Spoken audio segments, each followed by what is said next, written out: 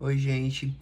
Então, já estamos no mês de fevereiro e só agora eu tive tempo de comentar as leituras realizadas em janeiro de 2025, mas antes tarde do que nunca, vamos lá.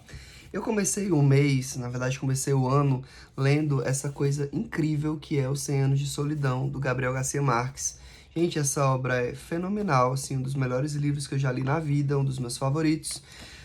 Já tinha lido ele, acho que em 2008 ou 2009, algo assim, e retorno, sei lá, quase 15 anos depois para lê-lo. E assim, você é contagiado por uma obra que não importa quanto você leia, você sempre vai descobrir coisas novas e você sempre vai ser afetado de uma forma diferente.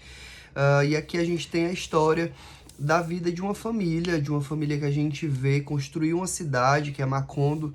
A gente tem os personagens principais que vão fundar essa cidade junto com outras pessoas, mas a gente vai acompanhar especificamente essa família se desenvolvendo e as gerações que vão atravessando essa família e a ascendência e decadência dessa família, e da casa também que eles moram, né? Porque também ela vai ser representativa dessa própria cidade, né? Enfim, tem uma série na Netflix que é baseada no livro. O que tem na Netflix atualmente é a primeira parte, a metade do livro, e tá incrível, assim, uma adaptação maravilhosa, de uma forma que a gente não esperava, eu pelo menos não esperava que uma adaptação fosse ser tão boa. Essa edição aqui é uma edição que vem num box, que tem 100 Anos de Solidão, O Amor nos Tempos do Cólera e Crônica de uma Morte Anunciada, que talvez sejam as melhores obras do Gabo, pelo menos são as minhas favoritas. E aí esse livrinho que eu li na sequência, que se chama Garcia Marques em Estado Puro, do Eric Nepomuceno, é justamente um livreto que vem dentro do box, comentando essas três obras que eu citei, e que são escritas por... esse livro é escrito pelo Eric, que é o tradutor das obras, de algumas das obras do Gabriel Garcia Marques aqui no Brasil, e alguém que conheceu ele, enfim, é alguém que já tem um certo respaldo e um certo respeito aqui no Brasil. E depois eu li Cicatrizes, do David Small, que é um HQ. Eu não costumo ler tanto HQ, mas eu adoro, assim, sempre que eu leio é muito bom. E essa daqui tem um teor íntimo de alguém que vai voltar para a infância e resgatar memórias traumáticas, né? Então, esse livro, na verdade, é uma tentativa do autor se reconciliar com o seu passado e tentar dar um novo sentido para suas vivências anteriores, para entender como ele é hoje. E ele é atravessado por uma família que desinveste muito dele, assim, né? A avó é muito perversa, o pai não foi cuidadoso o suficiente, a mãe também era bastante cruel. Então, ele precisa, e talvez, escrever esse livro como uma forma de expurgar esses sentimentos e dar um novo sentido para eles. E a gente tem aqui uma HQ maravilhosa. No entanto, eu acho que as coisas são um pouco apressadas demais. Acho que ele poderia se debruçar um pouco mais, porque é como se ele de fato voltasse a esses episódios, mas ele volta de forma tão específica que parece muito episódico, assim, como se a vida dele tivesse resumido a esses episódios. E dá para entender que é necessário que ele faça esse corte para que ele consiga concatenar ali essas principais lembranças e dar um sentido para elas, mas de fato eu achei que as coisas ficaram um pouco apressadas. No entanto, não tira a excelência do conteúdo e da forma como ele ressignifica tudo isso. Então é um HQ bem interessante, Cicatrizes, do David Small. Depois eu finalmente terminei de ler esse livro que eu estava lendo há meses, que é o Cartas de Jane Austen, que é a compilação, o compilado com as cartas da Jane Austen. Aqui especificamente são as cartas dela, né, que ela escrevia, especialmente para a irmã, a Cassandra, que era a irmã dela, que foi a melhor amiga. Então elas se correspondiam muito. Gente, diferente de alguns autores, escritores que têm livros de carta que a gente espera um teor mais literário propriamente, aqui a gente não tem isso exatamente, embora tenha também, porque na verdade naquela época a gente tinha, né, o século XIX, as cartas como um recurso de comunicação mesmo. Então, quando a Jane estava longe da irmã, elas se comunicavam diariamente por cartas. Você vê que às vezes as cartas realmente são diárias. Era o WhatsApp da época, né? Assim, então era a forma delas se comunicarem, manter um contato mesmo quando estavam distantes. Então, muitas vezes, essas cartas têm um teor um pouco mais banal e um pouco mais simplório do que um teor mais complexo e instigante mesmo, porque às vezes elas estão falando sobre a roupa que uma pegou emprestada da outra, o baile que aconteceu, quem elas encontraram lá, que fulana tá grávida, que fulano morreu. Então, é uma atualização mesmo da vida uma da outra. Tô falando de uma da outra, pensando na Cassandra e na Jane, porque eram as principais interlocutoras. Mas a Jane Austen se corresponde também com os outros irmãos, com as sobrinhas, enfim, com os sobrinhos. Então, ela tinha vários irmãos, né? Então, é uma forma também de acompanhar um pouco a biografia da Jane Austen, né? Porque em determinado momento ela conta aqui sobre a morte do pai, por exemplo, sobre adoecimentos na família, sobre mudanças, mas também sobre a publicação dos livros. Então é interessante porque em alguns momentos tanto tem tratativas de negociação quanto a direitos autorais, quanto a publicação, quanto a reedição, mas a gente tem também a própria expectativa da Jane Austen quanto à recepção que essas obras vão alcançar no meio cultural. A gente tem ela comentando um pouco sobre isso e falando um pouco sobre os próximos livros. Então, nesse sentido, é bem interessante. Destaco aqui a carta que a Cassandra, porque, assim, eventualmente tem uma carta que não é da Jane Austen, mas é importante para a gente entender o contexto, né? E a morte da Jane Austen é retratada aqui. Ela morreu muito nova por uma doença que hoje a gente chama de doença de Addison, acho que é algo assim. E a Cassandra contando para alguém sobre a morte da irmã é uma das coisas mais lindas e dolorosas, assim. Gente, eu morri de chorar, assim, lendo essa carta, porque tem a Cassandra realmente sendo muito forte para contar e consolar outras pessoas quando ela precisava ser consolada. E a gente acompanhando durante anos a correspondência dessas irmãs, a gente sabe o quanto elas se amavam, e ver a Cassandra perder a irmã é bem doloroso. Então é uma carta muito triste, mas bem significativa nesse contexto. E essa edição é da Martin Claret, tá?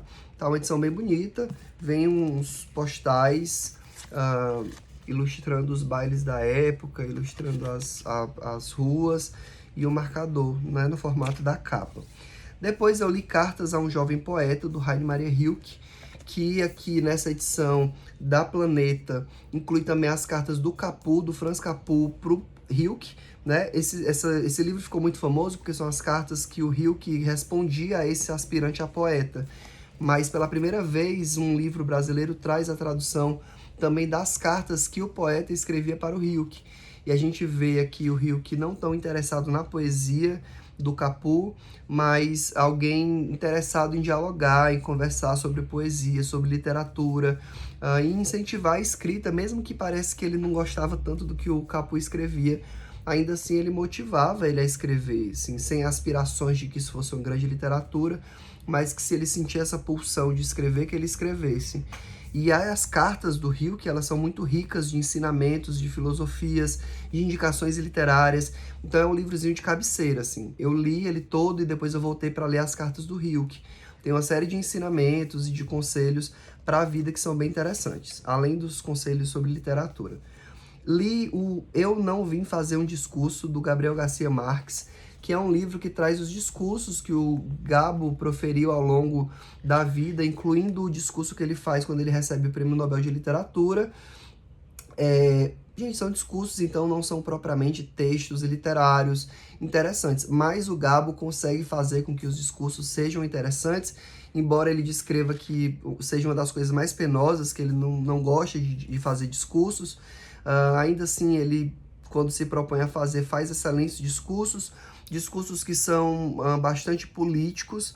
Ele geralmente ressalta questões relativas à América Latina, mas não só no sentido de apontar fraquezas, no sentido econômico, por exemplo, mas de ressaltar a riqueza cultural desse povo se incluindo e mostrando o quanto a América Latina ela tem um potencial incrível e o quanto isso é desperdiçado quando os políticos, por exemplo, não valorizam a cultura, não investem na cultura, e o quanto a gente podia fazer e criar um cenário diferente do que se apresenta. Então ele vai inserindo isso nos discursos dele, quando ele vai falar também sobre literatura. Então é um livro interessante, também apresenta uma outra perspectiva do autor, e eu gosto disso, assim, de conhecer o autor de outros lugares que não só a escrita literária deles. E por fim, eu li Robinson Crusoe, do Daniel Defoe.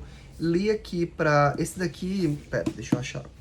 Não, o 100 Anos de Solidão eu li com a Raquel e o Vitor para as lives que a gente faz no Instagram. E esse aqui eu li pro grupo Gradiva, mas não foi oficial, foi um grupo à parte que o Gradiva fez, porque algumas pessoas estavam interessadas em ler esse livro especificamente.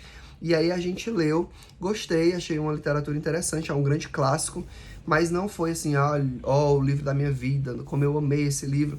Ele se propõe a falar sobre uma pessoa que vai passar muitos anos ilhado, né? Ele passa por um naufrágio, depois passa por outro, aí as aventuras que ele vai vivenciando no meio disso tudo. Ele estava em busca de aventura, ele faz 18 anos, ele quer viver a vida dele, viver aventuras, e aí ele vai ser escravizado, depois ele vai, de fato, ficar ilhado durante muitos anos sem companhia, a não ser de um cachorro e de alguns gatos e alguns animais, depois um papagaio, até que finalmente, e aí eu não vou dar grandes spoilers, mas algumas aventuras começam a acontecer quando ele vê uma pegada humana na areia que não é dele, e a partir daí as coisas vão dar algumas reviravoltas, e aí as coisas vão ter um desfecho.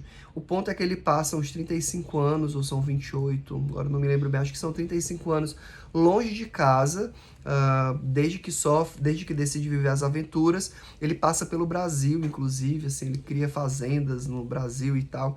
Enfim, é um livro interessante porque essa solidão dele permite que várias coisas possam ser pensadas, desde a religiosidade dele, porque nesse momento que ele está passando por tudo isso, ele entende isso como uma forma de fortalecer uma religiosidade que ele não tinha tão latente, mas que ele desenvolve a partir dessa perspectiva, dessa situação que ele vivencia, que é de extrema, né? No sentido de uma solidão extrema, no sentido de uma necessidade de se reconstruir, mas também numa necessidade de valorizar a vida e de utilizar os recursos ao seu favor.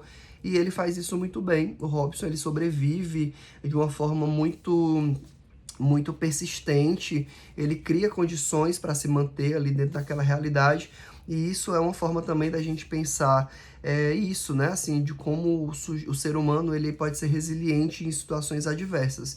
Isso num caráter aventuresco, que é o que o Daniel Defoe atribui aqui ao seu personagem principal. Então, esse isolamento na ilha, ele, ao mesmo tempo que é um pouco tedioso, e aí a gente acompanha essa leitura também de forma um pouco tediosa, ela é cheia de aventuras e de reviravoltas que dá uma instigada mais para uma segunda metade do livro. Então é isso, essas foram as leituras que eu fiz em janeiro de 2025, e mês que vem eu venho comentar as leituras feitas em fevereiro. Até mais!